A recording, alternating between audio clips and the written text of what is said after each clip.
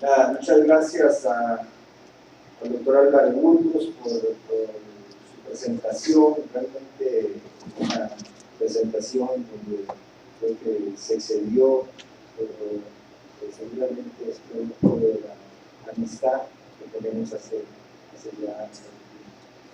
Un saludo al máster Alejandro Montero, defensa pública. No, es que sabe que es que el ángulo de visión que les da el podio hacia la pantalla es mejor que como estaba ayer don Francisco, que se tenía que volver. Tengo que volver la silla.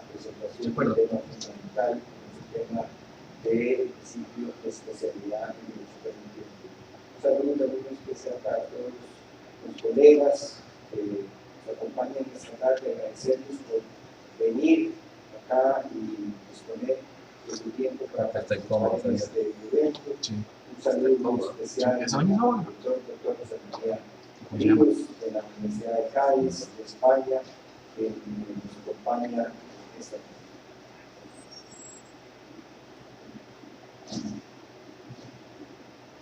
tarde. Sí, bueno, gracias. Pero es que le va a quedar largo el micro.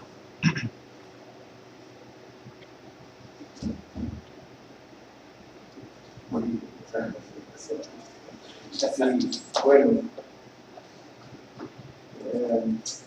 sobre el principio de especialidad en Derecho Penal Juvenil, he elaborado una presentación básicamente pensando en el tiempo de alrededor de unos 30 minutos, que creo que esa es la regla.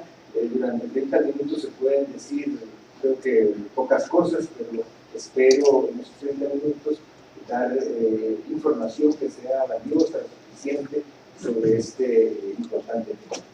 La primera pregunta que me hago, y que creo que resulta importante para todos, es saber de dónde viene este principio, es decir, cuál es el origen de este principio de especialidad del derecho penal público. Y la primera fuente que creo que es importante que tenemos que señalar es el artículo 40.3 de la Convención de Derechos del Niño. Ahí se establece una obligación para todos los estados partes de promover leyes, procedimientos, autoridades e instituciones específicas para cuando los niños para escuchar, para penales, pero para cámaras como esta, un éxito. En este artículo de la Convención sobre los Derechos porque como se olvidó solamente es fundamental con respecto al principio de la especialidad, sino que en este artículo se rompen dos niños tradicionales que normalmente se tenían con respecto a las personas menores de edad. Uno era que eran inimputables y el otro era que no se les pudiera ignorar culpables. Por eso fue que usted me llamó ahora que me acuerdo. Seguro vinieron a abrir la la culpabilidad se encuentra se lo olvidó cerrar.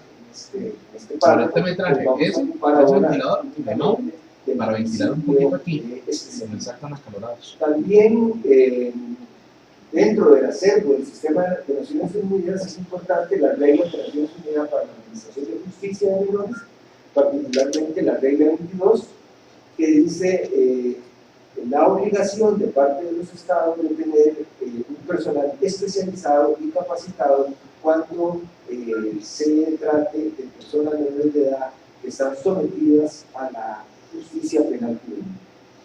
Importante a nivel regional nuestro, el artículo 5.5 de la Convención Americana de Derechos Humanos establece también una obligación que textualmente dice que cuando las personas puedan ser procesados deben de estar separados de los adultos y llevados ante tribunales especializados.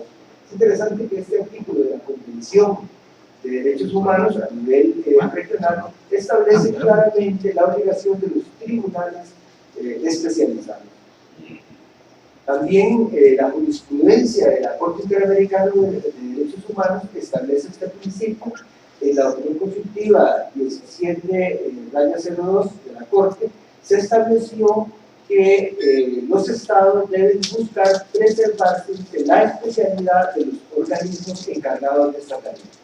Además que existe la obligación de brindar capacitación de las autoridades que resuelvan conflictos de personas menores de edad.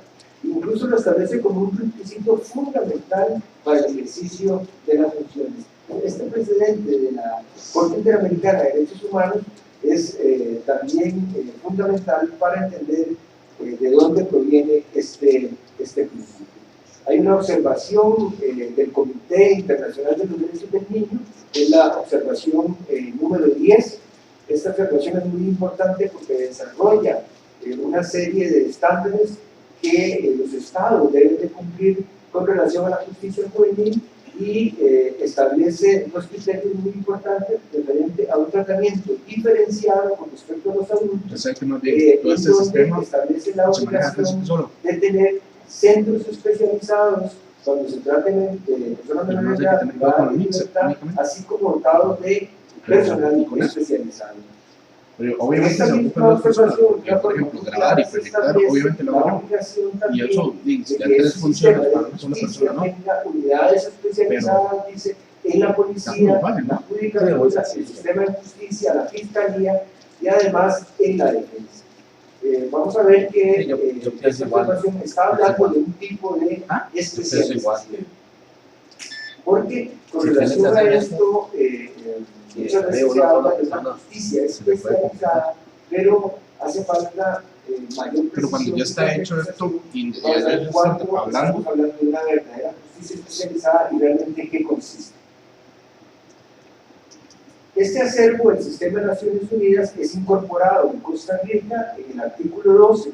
Específicamente hay un principio que se llama justicia especializada y dice que la aplicación de la ley, tanto en el proceso como en la ejecución, tiene que estar a cargo de órganos especializados en materia.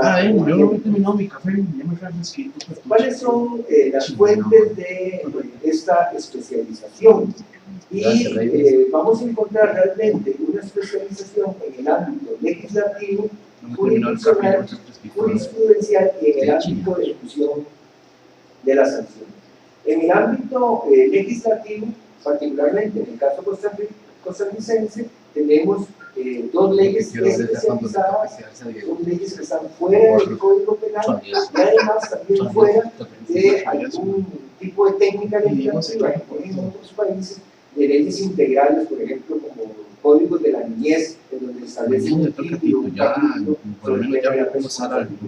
En el ámbito legislativo tenemos la Ley de Justicia Penal Juvenil y la Ley de Ejecución de las Sanciones Penales. En el ámbito de la jurisdicción, hay una obligación para la jurisdicción de jueces de primera instancia, mis colegas de la defensa pública y la fiscalía, estoy seguro que tienen que es un aspecto que siempre ha estado todavía pendiente, pero quisiera resaltar que la especialización no solo tiene que ver con el ámbito legislativo, sino que también con el ámbito jurisdiccional. Lo mismo que también en el ámbito de la jurisprudencia, es decir, una jurisprudencia especializada en la materia, para lo cual evidentemente se requieren jueces también especializados en esta materia. Y en el ámbito de ejecución de las sanciones, no solamente una regulación específica, sino que también personal calificado, como vamos posteriormente a mencionar, y también no solo personal, sino que una infraestructura especializada acorde a este principio de especialización. El siguiente punto que quería presentar es cuál es el objetivo de esta especialización. ¿Por qué tanta insistencia del acervo del Sistema de Naciones Unidas, de este diferente tipo de ámbito? Porque ustedes son los que manejan esa planta, los que dan los gobiernos. Con respecto a la especialización, hay dos objetivos básicos. Yo hago sonido porque yo me sé hacer sonido a nivel jurídico. Porque las personas menores de edad que cometen una infracción penal, un delito, tienen que tener un trato diferenciado de las personas adultas. No puede ser lo mismo una persona adulta y una persona menor de edad. Y también algo que he denominado meta jurídico, es decir, tiene un objetivo que trasciende los aspectos puramente jurídicos. Y es una particularidad de esta justicia, de este derecho, toda vez que a través de este derecho marcadamente se busca favorecer la reinserción social. Entonces, estos dos objetivos de principio de especialización son fundamentales para su configuración. ¿Cuál es el contenido del principio de especialización? En realidad, muchas veces cuando hablamos de la especialización, estamos hablando generalmente, o se menciona este primer nivel, el nivel organizacional. Es decir, una policía especializada, una defensa, y generalmente una defensa pública especializada, un ministerio público especializado, jueces de primera instancia y funcionarios de la ejecución. Pero la especialización es más que eso, no es simplemente una cuestión organizacional, sino que también tiene un ámbito de infraestructura que es fundamental para realmente cumplir el principio de la especialización. Es decir, se requieren espacios especializados a nivel policial, a nivel no solamente de la ejecución de una sanción, sino que también desde el primer contacto que tiene la autoridad o la policía con una persona menor de edad. Además de tribunales especializados y con una infraestructura que sea una infraestructura que esté acorde también con los objetivos de la ley y con los objetivos de este proceso. Además, desde luego, de centros especializados para el cumplimiento de las sanciones. Y algo que creo que es lo fundamental, lo esencial del principio de especialización, que es el nivel de los principios propios del derecho penal juvenil. Y estos principios, particularmente en procesos diferenciados de los procesos de los adultos y en la aplicación de principios exclusivos para personas menores de edad. Y sobre este aspecto, sobre el nivel de los principios propios de la justicia penal juvenil para el cumplimiento del principio de especialidad, es que me voy a detener unos minutos. La implementación de estos principios propios del derecho penal juvenil se pueden analizar en tres niveles o tres ámbitos: en un ámbito sustantivo, en un ámbito procesal y en un ámbito de la ejecución, para que ustedes vean que no es solo con tener jueces o incluso con tener policías o tener una organización más o menos completa, cosa que ni siquiera eso en la mayoría de países se tiene, porque la especialización más bien tiene que ver con estos principios propios del derecho penal juvenil. Y vamos a analizar algunos de estos aspectos. En el ámbito sustantivo, el punto de partida del principio de especialización en el ámbito sustantivo es el sujeto. Todo este derecho se justifica a partir de unos sujetos particulares, sujetos diferentes, que son los adolescentes. Son personas que tienen unas condiciones y características especiales. No me puedo detener aquí en mucho detalle, pero que se encuentran en un proceso de desarrollo. Son personas que se encuentran en un desarrollo que no son ni niños, pero tampoco son todavía adultos. Y precisamente eso per se justifica una respuesta diferenciada a la respuesta tradicional de la justicia penal de los adultos. Otro aspecto sustantivo muy importante es la naturaleza del delito juvenil. El delito juvenil es un delito que tiene una naturaleza diferente del delito de los adultos. Puede ser que formalmente el delito de los adultos sea similar al delito o igual al delito de una persona menor de edad, pero en el fondo es algo distinto. Es decir, el delito juvenil se considera, siguiendo la definición del profesor Kaiser, Günter Kaiser, en una naturaleza de carácter episódico. Es decir, el delito juvenil se ve únicamente como un pasaje, una experiencia dentro de un periodo de vida que es la adolescencia.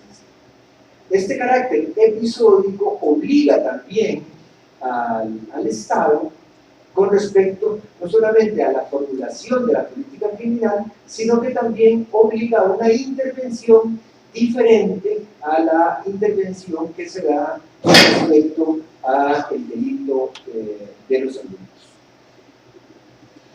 Pero hay otros aspectos interesantes en el ámbito sustantivo, por ejemplo, la estructura del injusto.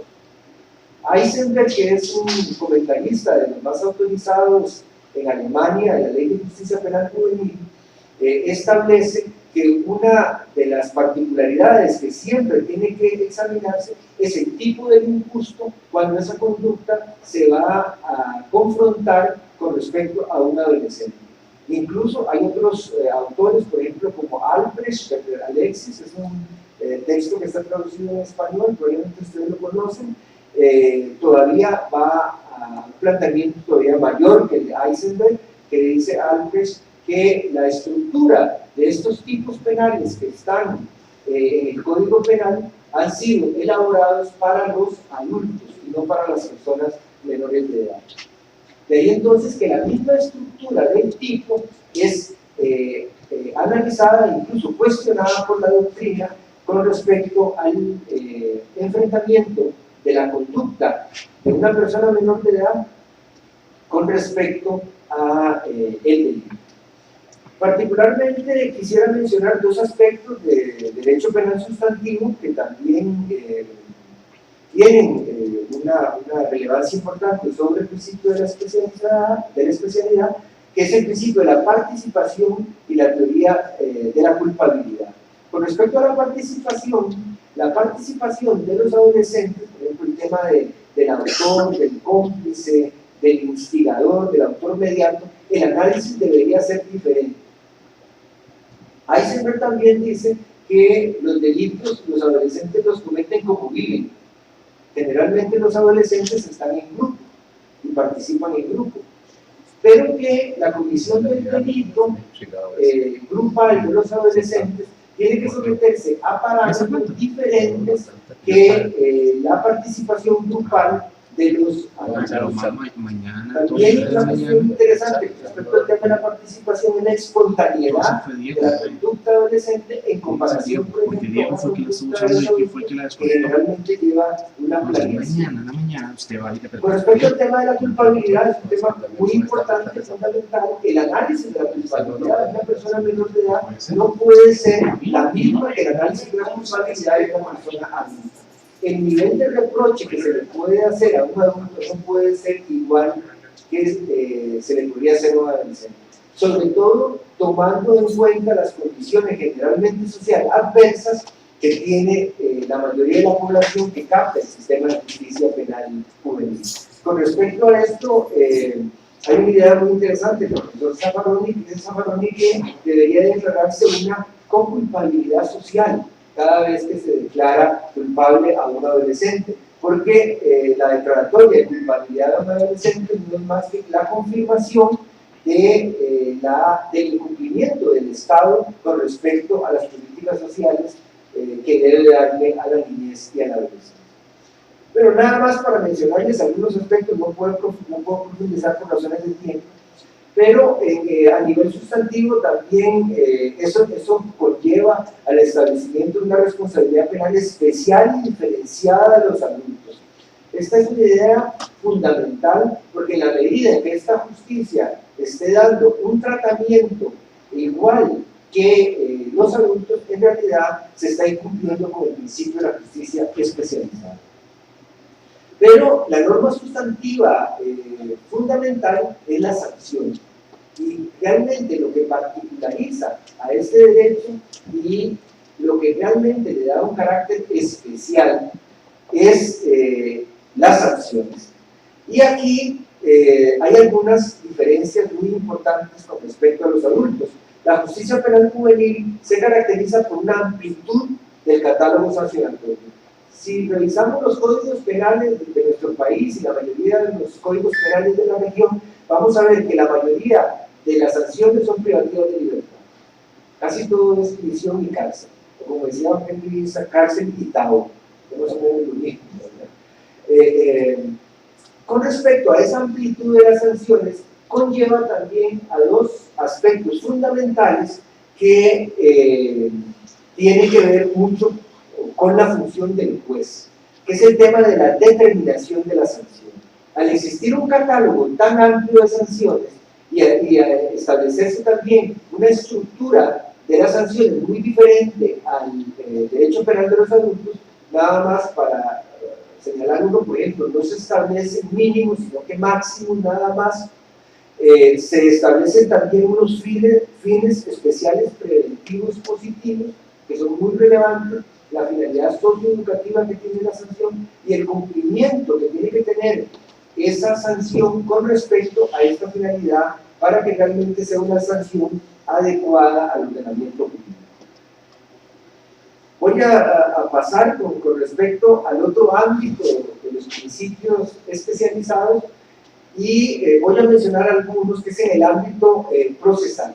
En realidad, en el ámbito procesal, el derecho penal juvenil, particularmente la justicia penal juvenil, se debe caracterizar por un reforzamiento de las garantías procesales. Esta justicia tiene que ser una justicia más benigna que la justicia de los adultos. Si es una justicia igual que la justicia de los adultos o más represiva, es una justicia que no se ajusta al acervo, por ejemplo, del sistema de Naciones Unidas. Y algunas características, la amplia diversidad de la respuesta judicial. En esta justicia, el proceso tiene que estar organizado de tal forma que únicamente lleguen a la justicia los casos que realmente lo ameritan. Y los casos que lleguen a la justicia deberían de resolverse a través del principio de la desjudicialización con institutos propios de la justicia penal juvenil, como la revisión, o algunos institutos procesales, como el criterio de oportunidad. Lo mismo que formas de conciliación, formas de reparación de los daños o de suspensión del proceso a prueba. De tal forma que los casos que lleguen a juicio y los casos que eventualmente lleguen a una sentencia sean realmente los casos que realmente lo ameritan y que no han podido resolverse a través del principio de la desjudicialización, la excepcionalidad de la privación de la libertad, sobre todo de la detención provisional, resulta fundamental. Lamentablemente aquí en Costa Rica me parece que tuvimos un retroceso en eso por una reforma procesal que amplió los plazos originales que estaban en la Ley de Justicia Penal Juvenil, que era de 4 meses, porque hay un principio fundamental que es el principio de la celeridad del proceso. Este principio de celeridad procesal es fundamental frente a dos procesos, un proceso penal de adultos y un proceso penal de un adolescente. Tiene que privar como proceso de mayor urgencia un proceso contra una persona menor de edad. E incluso debe ser tratado con mayor celeridad cuando se trata de un adulto privado de libertad, de tal forma que un proceso sometido de una persona menor de edad es la principal prioridad del sistema. Bueno, en el ámbito procesal el proceso debería estar estructurado acorde a los objetivos, con un proceso único, no como los procesos penales, ¿verdad?, que tienen procesos ordinarios, procesos sumarios, procesos para juzgamiento de determinados sujetos, sino con un proceso único, concentrado, sumario, informal, contradictorio, predominantemente oral y acusatorio. En el ámbito de la ejecución, para ir concluyendo, particularmente también aquí debe resaltarse el principio de especialización, sobre todo en los fines de la sanción. Los fines de la sanción de carácter socioeducativo que son declarados en la ley tienen que reflejarse en ese ámbito de la ejecución a través de un plan individual de cumplimiento. Este plan individual de cumplimiento tiene que estar acorde a las necesidades de cada adolescente. En este modelo se resalta el carácter de la individualidad y no de la estandarización de las personas o de los individuos. Se requiere de una infraestructura y de programas acorde a los fines, es decir, verdaderos centros especializados en donde el cumplimiento de los fines de la justicia juvenil realmente sea posible. No es materialmente posible cumplir fines de carácter socioeducativo en cárceles de adultos o en cárceles en donde los animales en un zoológico estarían en más libertad que en ciertas cárceles de nuestra cultura. Además, se requiere un personal capacitado técnicamente, no solamente el personal de trabajadores sociales, el personal de psicólogos, el personal jurídico, sino que también el personal de seguridad. Y idealmente sería personal que solo trabaje con personas menores de edad y que no haya trabajado con personas adultas. En el ámbito de la ejecución, también el control jurisdiccional de la ejecución, en una fase tan compleja y tan delicada, en donde hay posibilidad de afectación de derechos tan importantes, la administración, que es la encargada del cumplimiento de las sanciones, en nuestro caso el Ministerio de Justicia, tiene que estar sometido al control jurisdiccional. El control jurisdiccional de un juez de la ejecución que supervise precisamente que la ejecución de las sanciones está acorde a la sanción y que no excede la sanción impuesta a la persona menor de edad. Una característica importante es la flexibilidad de la ejecución de la sanción, sobre todo con permisos de salida y posibilidades de egreso anticipado. Y en general, la ejecución de una sanción debería ser una oportunidad de reinserción social y no más bien una exclusión de carácter social. Nada más para concluir y respetar los 30 minutos, un comentario final, porque me llama mucho la atención el título de la mesa redonda, dice la vigencia real del principio de especialización en materia penal en Costa Rica. Ya que la mesa redonda se llama la vigencia real, hace sospechar que hay dudas sobre la vigencia real de este principio. Y yo creo que efectivamente esta todavía no es una vigencia real y las críticas pueden estar centradas en tres niveles. En un nivel político-criminal, porque la política criminal de nuestro Estado se ha centrado, como en la mayoría de los países, no es que Costa Rica tiene esa particularidad, en el ámbito de la represión. Es decir, una política criminal centrada en la represión y no en el ámbito de la prevención, porque la política criminal no solamente está, o debería estar elaborada para la represión del delito, sino que la política criminal son las estrategias políticas para el enfrentamiento del delito, que hay que decirlo también, es una conducta que resulta inevitable en todas las sociedades, y todas las sociedades tenemos que aprender a vivir con el delito. Pero lo que sí resulta cuestionable de la política criminal es esa única dirección en el ámbito de la represión y muy poca prevención. Casualmente ayer el Sistema de Naciones Unidas puso en conocimiento a nivel mundial el informe de Naciones Unidas sobre el desarrollo humano, donde viene un capítulo sobre seguridad ciudadana en la región, y muy lamentablemente la región latinoamericana sigue siendo la región más insegura del mundo y más desigual del mundo. Y hay una estadística impresionante en donde se dice que el 96% de los homicidios es cometido por jóvenes de 25 a 29 años. Pero el otro dato que viene de eso es también muy importante. El 86% de las víctimas también tienen esa edad. Y ahí entonces que creo que es una obligación de la política criminal el trabajo de la prevención. Nada más lo voy a dejar mencionado, el tema de la prevención es muy amplio, pero también la crítica de la vigencia real de este principio debe hacerse a nivel del ámbito de la intervención judicial. Particularmente en nuestro caso, me parece que el Poder Judicial todavía está debiendo con respecto a la especialización, falta especialización no solamente de la creación organizativa, sino que particularmente del conocimiento de los principios propios del derecho penal juvenil. Es decir, estamos hablando de capacitación y particularmente, muy importante, a los jueces que trabajan en esta materia. Y creo que también la crítica se debe hacer a nivel doctrinal. porque en general la doctrina se ocupa poco de estos temas. La doctrina jurídica penal en realidad se ocupa muy pocas veces de la justicia penal juvenil. De ahí entonces que las reflexiones, los trabajos que se hagan sobre esta materia resultan muy importantes, e incluso en muchos congresos de derecho penal temas como estos generalmente no son tratados. De ahí entonces que creo que es un doble mérito del Colegio de Abogados, lo mismo que de la Comisión de Derecho Penal, incluir el tema de la justicia penal juvenil dentro de un congreso de derecho penal. Bueno, eso espero que les haya interesado y espero que les haya también motivado. Para cualquier pregunta o comentario estoy a la orden. Muchas gracias por la atención.